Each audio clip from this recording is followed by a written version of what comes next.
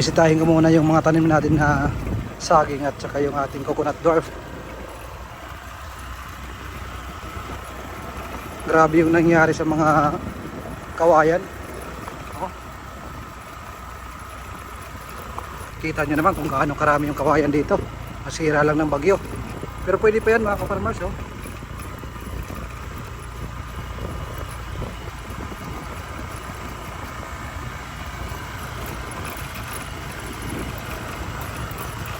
May sirang saging.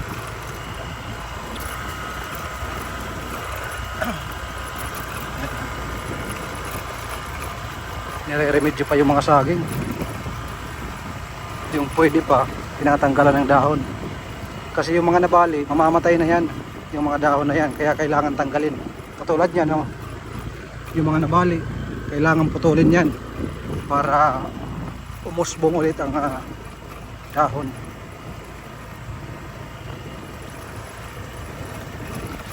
Magtatayo tayo dito ng farm para makita ng lahat simula to zero hanggang malagyan natin ng maraming alaga. At isusulat din natin lahat ng expenses para magkaroon kayo ng idea. Para dito sa kalsada, pasok tayo dun. Mga 100 meters lang.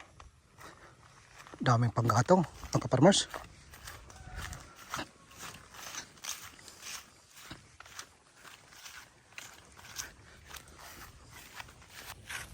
Marami yung ating mga inaatupag kaya minsan hindi tayo nakakabisit dito.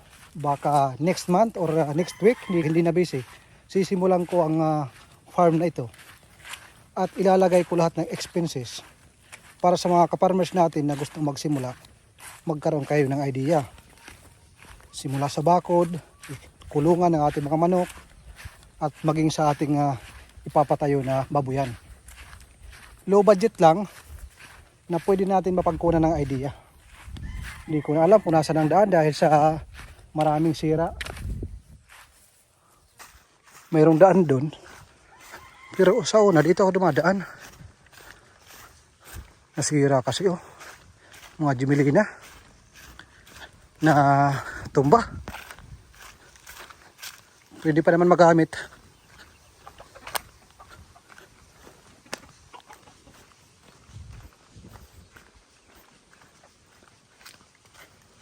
Ayan, dito tayo daan. Saan ba magandang daan? Hindi maputik. Ito. Yan yung aking lupa. Empty pa yan. Tinaniman ko lang yan ng nyug. Katigan variety, 100 pieces. At saka nagtanim din ako ng mga Madre de Agua. Maraming Madre de Cacao yan. Iwan ko lang kung okay na, mahaba na yung sanga. Ito yung malaking challenge sa akin mga ka-farmers. Papagandahin natin to.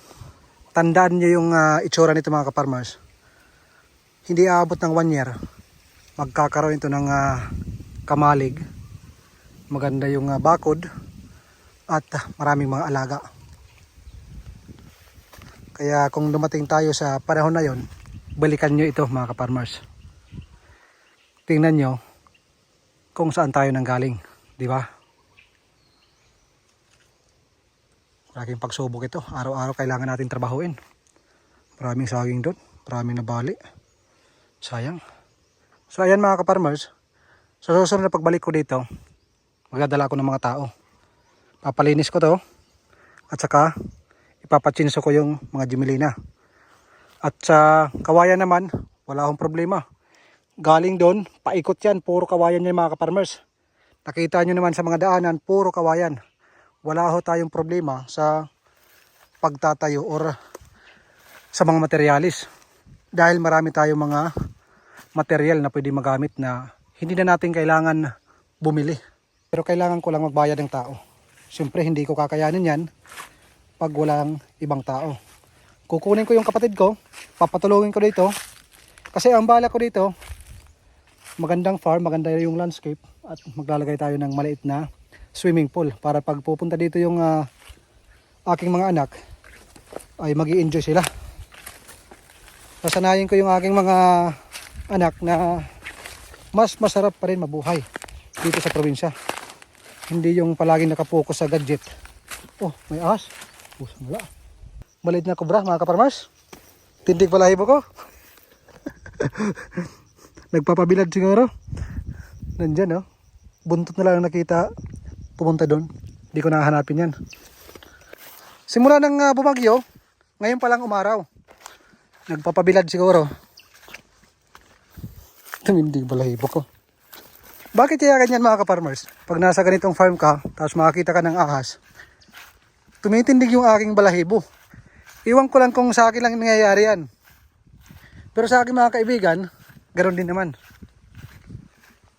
Ngayon may idea na ako kung ano yung aking gagawin. Una, kuha ko siguro mga 8 tao or 10. Half day lang yun mga kaparmers. Ang half day dito, 200. 400 ang bayaran. So yun ang papalinisin ko. 10 tao, 2,000. Pwede na yun.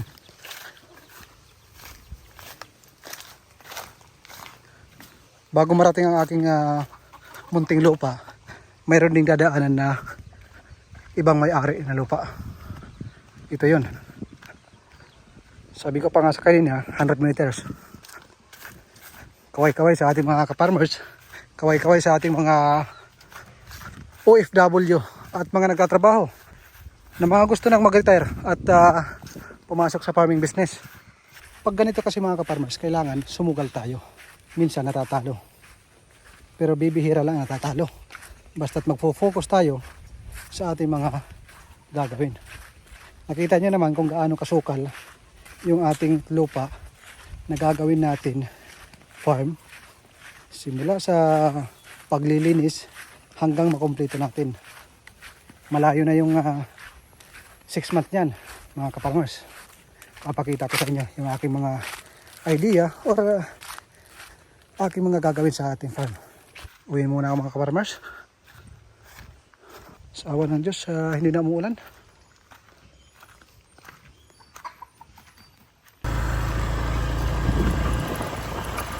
So nakita nyo yung mga farmers, ito yung mga kawayan na atin nadadaanan. Sayang oh, napakarami. Sira.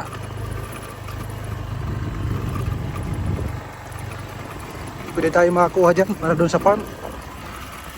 Pero doon pa lang sa aking farm, nakapaikot, napakarami.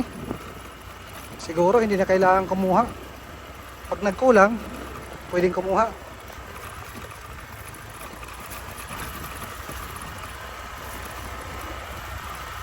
Talagang nilampaso.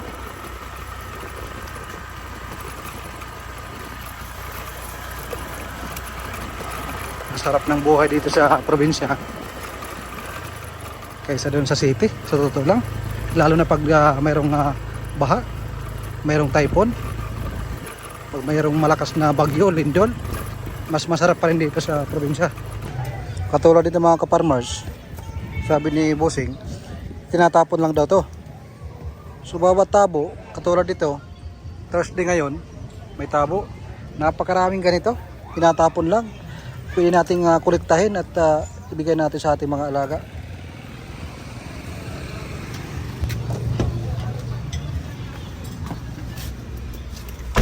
Oh.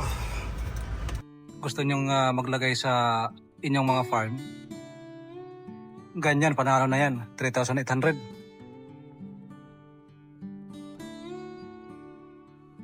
Tuit, panalo na yan. Ito maganda. 3,000. Daming available kaparmers.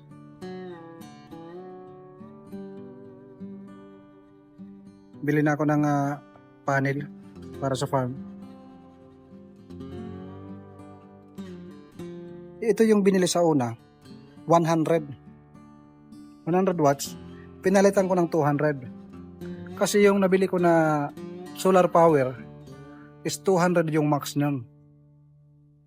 Kaya nag-upgrade ako. Mayroong pagkakamali na nagawa doon, yung kampanya. Napakita ko sa inyo mga kaparmers. Maganda kasi pag 200 para kahit hindi malakas ang araw, mapupuno. Ayan. Ayos naman kasi pinayagan tayong palitan. Bait kasi nila Ma'am at Sir.